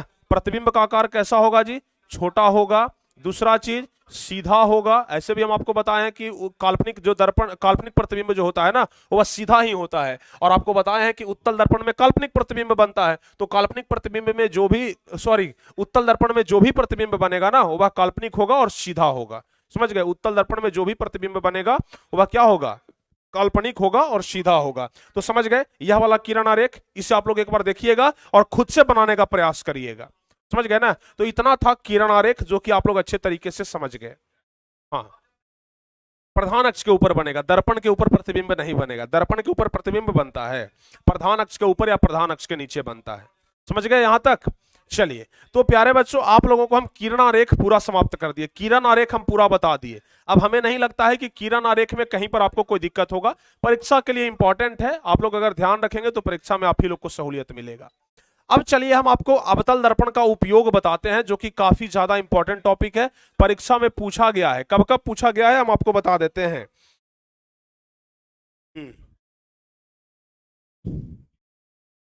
उत्तल और अवतल के उपयोग 2013 में पूछा गया था, समझ गए ना। अवतल दर्पण और उत्तल दर्पण में अंतर बताए थे ना हम आपको। अवतल और उत्तल में देखिए, यह जो अंतर बताए थे ना, यह 2017 में पूछा गया है। 2017 का जो मैट्रिक परीक्षा था ना, उस परीक्षा में यह पूछा गया है, 2017 मैट्रिक परीक्षा में पूछा गया है। इसके अलावा आप लोग ध्यान रखिएगा, यह सब किरण आरेख के बारे में तो हम आपको बताएंगे ही। अवतल दर्पण का जो उपयोग है यह 2013 में पूछा गया है। 2013 में यह क्वेश्चन पूछा गया था कि अवतल दर्पण के दो उपयोग लिखें। यहां पर हम आपको तो ढेर सारा उपयोग बता रहे हैं, लेकिन आपके परीक्षा में 2017 में जो क्वेश्चन पूछा गया था ना, उसमें दो ही उपयोग का चर्चा किया गया था। तो ध्यान से समझिएगा, अवतल दर्पण के निम्नलिखित उपयोग हैं। पहला, हजामती दर्पण। हजामती दर्पण मतलब समझते हैं, सैलून में आप लोग जाते हैं बाल दाढ़ी बनवाने के लिए, तो हजामत, उसको क्या बोलते हैं, हजामत बनाने के लिए जा रहे हैं, तो हजामती दर्पण के रूप में अवतल दर्पण का उपयोग करते हैं। अब आपसे आगे क्वेश्चन पूछा जाएगा, हजामती दर्पण के रूप में अवतल दर्पण का ही प्रयोग क्यों करते हैं, उत्तल का प्रयोग क्यों नहीं कर सकते हैं, समतल का प्रयोग क्यों नहीं कर सकते हैं? तो इसका जवाब होगा, चूंकि अवतल दर्पण में प्रतिबिंब का आकार वस्तु के आकार से बड़ा बनता है। अब जब दाढ़ी छोटा छोटा भी है, तो जब सैलून में घुसिएगा ना तो लगेगा कि दाढ़िया बड़ा बड़ा हो गया है। बाल छोटा छोटा है, लेकिन जब सैलून में घुसिएगा तो लगेगा कि बाल बड़ा बड़ा हो गया है। अब जाइएगा भाई सैलून में, तो बाल बड़ा बड़ा है तो देखिएगा तो बनवाइए लीजिएगा, कह रहे बाल तो बड़ा बड़ा हो गया है। तो एक बात ध्यान रखिएगा, और नाई को भी बाल काटने में सहूलियत मिलता है। तो इसलिए अवतल दर्पण में अवतल दर्पण को हजामती दर्पण के रूप में उपयोग किया जाता है। क्यों किया जाता है? क्योंकि इसमें प्रतिबिंब का आकार दर्पण के आकार से बड़ा बनता है, समझ गए ना। तो हजामती दर्पण के रूप में प्रयोग किया जाता है। उसके अलावा रोगियों के नाक, कान, गला देखने में, चूंकि हमारा जो नाक है, कान है, गला है, उसमें बहुत छोटे छोटे अंग हैं, बहुत महीन महीन अंग हैं। डॉक्टर अगर उसको ऑपरेशन करना शुरू करेगा तो पता चलेगा कि नस कट गया। तो इसलिए ना अवतल दर्पण से देख करके ऑपरेशन किया जाता है, अवतल दर्पण से देख करके इलाज किया जाता है, ताकि जो छोटा छोटा भी अंग है ना वो बड़ा दिखाई पड़े और मिस्टेक ना हो जाए। तो इसलिए रोगियों के नाक, कान और गला देखने में किसका उपयोग किया जाता है? अवतल दर्पण का प्रयोग किया जाता है। सोलर कुकर में आप लोग सुने होंगे ना, एक सौर कुकर होता है। अगर धूप में उसमें एक कुकर ऐसा होता है ना कि अगर उसमें चावल और पानी मिला करके धूप में रख दीजिएगा ना तो वो क्या हो जाएगा, उस पर खाना बन जाएगा। तो सोलर कुकर में भी अवतल दर्पण का उपयोग किया जाता है। सर्च लाइट में अवतल दर्पण का प्रयोग किया जाता है। टॉर्च में अवतल दर्पण का, टॉर्च देखते हैं ना, टॉर्च देखते होंगे, इस प्रकार से जो टॉर्च रहता है ना, उसमें देखिएगा आगे जो ये गोला रहता है ना, इसमें इस प्रकार से एक चांदी जैसा चमकदार चीज का उपयोग किया जाता है। एक्चुअल में वो अवतल दर्पण है, समझ गए ना। अवतल दर्पण चांदी का पीछे रहता है, वो तो प्रकाश को परावर्तित करने के लिए रहता है, लेकिन उसके आगे जो आप लोग शीशा देखते हैं ना, वो शीशा जो रहता है वो अवतल दर्पण का रहता है टॉर्च में। उसके अलावा टेबल लैंप में, समझ गए ना। तो इतना जगह पर उपयोग किया जाता है अवतल दर्पण का। और भी बहुत है, लेकिन आपसे तो भाई 2 ही पूछा जाता है, हम आपको 6 बता दिए, समझ गए। तो अवतल दर्पण का उपयोग इतना जगह पर किया जाता है, आप लोग याद रखिएगा। बोलिए, हो जाएगा याद?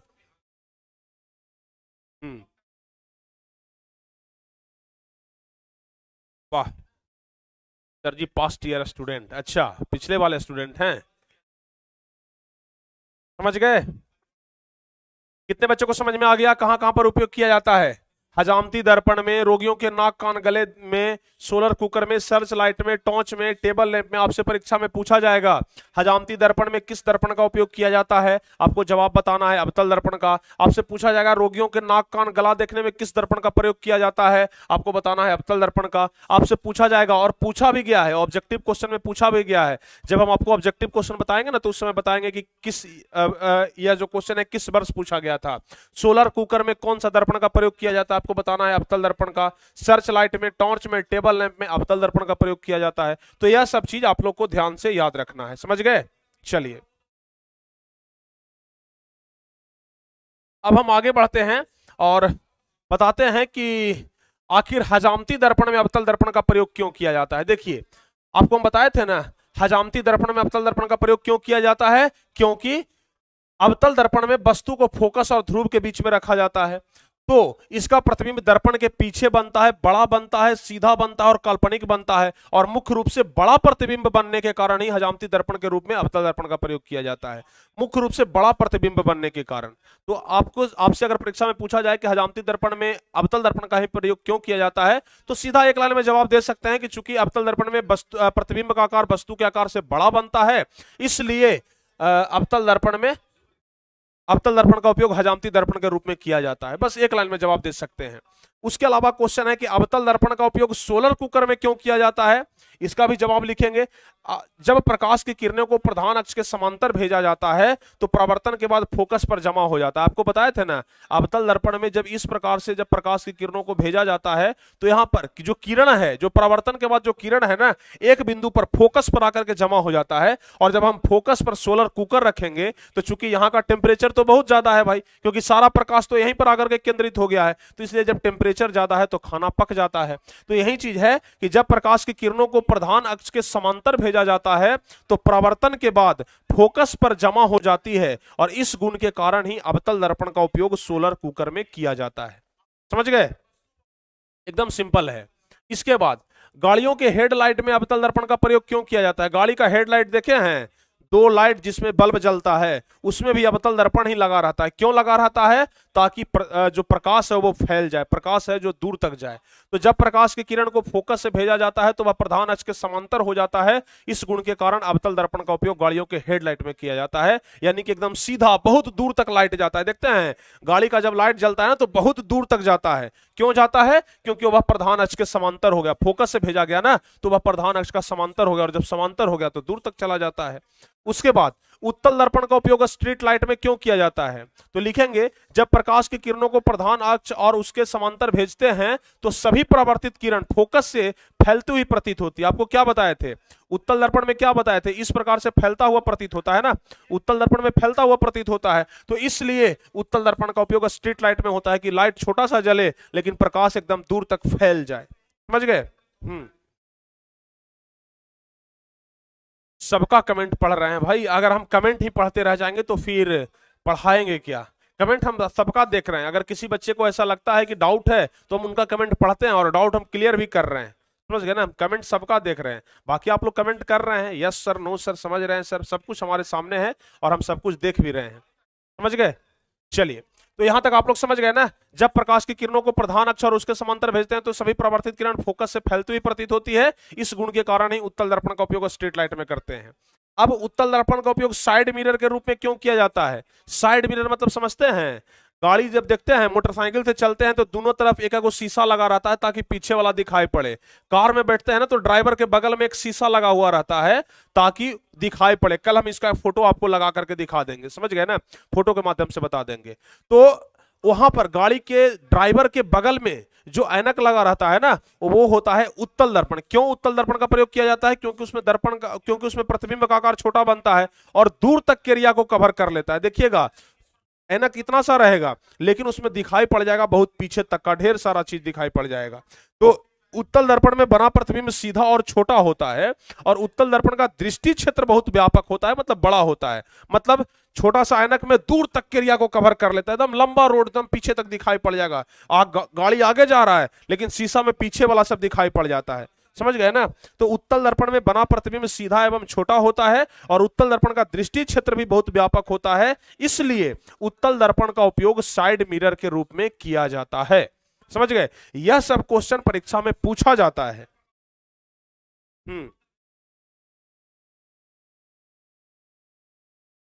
देखिए 2013 में और 2019 में यह क्वेश्चन पूछा गया था। यह वाला जो क्वेश्चन है ना साइड मिरर वाला, यह 2013 में भी पूछा गया है और 2019 में भी पूछा गया। 2 साल यह क्वेश्चन पूछा गया है कि उत्तल दर्पण का उपयोग साइड मिरर के रूप में क्यों करते हैं। या फिर आपसे पूछेगा कि उत्तल दर्पण का उपयोग गाड़ियों में पश्च दृश्य को देखने के लिए क्यों किया जाता है।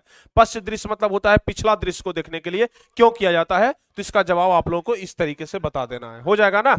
चलिए अब प्यारे बच्चों चिन्ह परिपाटी के बारे में बात करना है, लेकिन हमें नहीं लगता है कि चिन्ह परिपाटी आज हो पाएगा, समझ गए। तो इसलिए चिन्ह परिपाटी अब अगले क्लास में हम आपको बताएंगे, क्योंकि आज का क्लास यहीं पे समाप्त कर देते हैं, यहीं तक रहने देते हैं।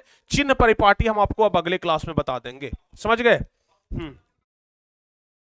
चिन्ह परिपाटी अगले क्लास में हम आपको बता देंगे। चिन्ह परिपाटी से संबंधित जितने सारे भी क्वेश्चन हैं, सारे क्वेश्चन हम आपको अगले क्लास में, चूंकि इस चीज को समझना बहुत ही ज्यादा बेहतर है। हम आपको पिछले क्लास में भी बोले थे कि चिन्ह परिपाटी पढ़ाएंगे, इस क्लास में भी हम आपको बोले कि चिन्ह परिपाटी पढ़ाएंगे।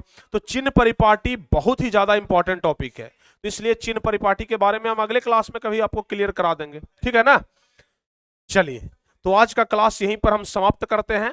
आप लोग कमेंट्स करके जल्दी से बता दीजिए कि यह क्लास आपको कैसा लगा।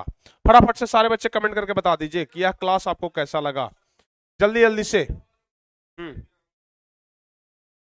थोड़ा सा समय दे करके हम आपको बता देंगे। एक्चुअल में यह हमें चौथा क्लास में ही पढ़ाना था, लेकिन हम आज सोच करके आए थे कि आज यह भी पढ़ा देंगे, यह भी पढ़ा देंगे, यह भी पढ़ा देंगे, यह भी पढ़ा देंगे और उसके बाद 5वां क्लास यहां से हमारा रहेगा। लेकिन चूंकि अब स्पोकन जो 11th वाले बच्चे हैं ना, उनका स्पोकन का क्लास चलने वाला है 8:30 बजे से, तो इसलिए समय होने वाला है, तो इसलिए हम इसको अगले क्लास में देख लेंगे, ठीक है ना। चिन्ह परिपाटी हम आपको अगले क्लास में कंप्लीट करवा देंगे।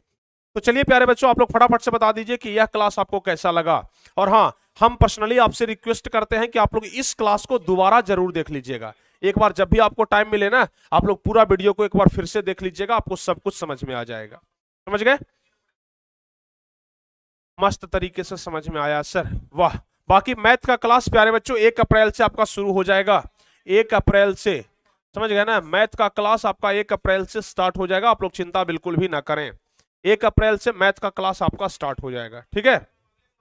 चलिए तो इस क्लास को हम यहीं पे समाप्त करते हैं। बाकी आप लोगों का जो भी डाउट्स है इस क्लास के बारे में, जो भी आपका विचार है, जो कुछ भी कहना है कि सर ये क्लास हमें कैसा लगा, यह क्लास से हमें कितना समझ में आया, इस क्लास में हमें सर यह चीज नहीं समझ में आया, इस क्लास में हमें यह चीज डाउट रह गया, यह सब कुछ आप लोग कहां पर कमेंट करेंगे? कमेंट बॉक्स में कमेंट करके हमें जरूर बताएंगे, ठीक है ना। कमेंट बॉक्स में आप लोग कमेंट करिएगा। हम एक एक बच्चे का कमेंट पढ़ते हैं, एक एक बच्चे का कमेंट पढ़ते हैं, और जिनको लगता है कि रिप्लाई देना है हम उनको रिप्लाई भी करते हैं। तो कमेंट्स आप लोग जरूर करिएगा। और जो बच्चे अभी तक वीडियो को लाइक नहीं किए थे ना, आप लोग वीडियो को लाइक भी जरूर कर दीजिएगा। और क्लास जब खत्म हो गया है, बहुत सारे नए बच्चे जो है ना, वीडियो को शेयर भी कर दीजिएगा। और जो बच्चे चैनल पर नए हैं, पहली बार हमारे साथ जुड़े हैं, वो वे लोग चैनल को जरूर सब्सक्राइब कर लीजिएगा, ताकि आगे के हर एक क्लास का नोटिफिकेशन आपको मिल सके। और जो बच्चे अभी तक व्हाट्सएप ग्रुप वगैरह में नहीं जुड़े हैं, तो आप लोग व्हाट्सएप ग्रुप में जरूर जुड़ जाएं, समझ गए ना। व्हाट्सएप ग्रुप में आप लोग जरूर जुड़ जाएं, इस नंबर पे कॉल कर लें, दोनों में से किसी भी नंबर पर व्हाट्सएप ग्रुप में जुड़े। और सब कुछ फ्री के चक्कर में ना रहें कि sir free free free free वाला सब कुछ बहुत ज्यादा खतरनाक होता है। तो और फ्री के कारण हम चीजों को उतना बेहतर नहीं कर पाएंगे। अगर आप लोग थोड़े बहुत हमें पैसे देते हैं तो हम चीजों को और बेहतर कर पाएंगे, आपको अच्छी सुविधा दे पाएंगे। तो आप लोग इस चीज को देख लीजिएगा। इसके अलावा नोट्स भी आप लोग परचेज कर लीजिएगा हर एक सब्जेक्ट का, ताकि आपका पढ़ाई एकदम आसान हो जाए। तो मिलते हैं प्यारे बच्चों अगली क्लास में, तब तक के लिए जय हिंद, धन्यवाद।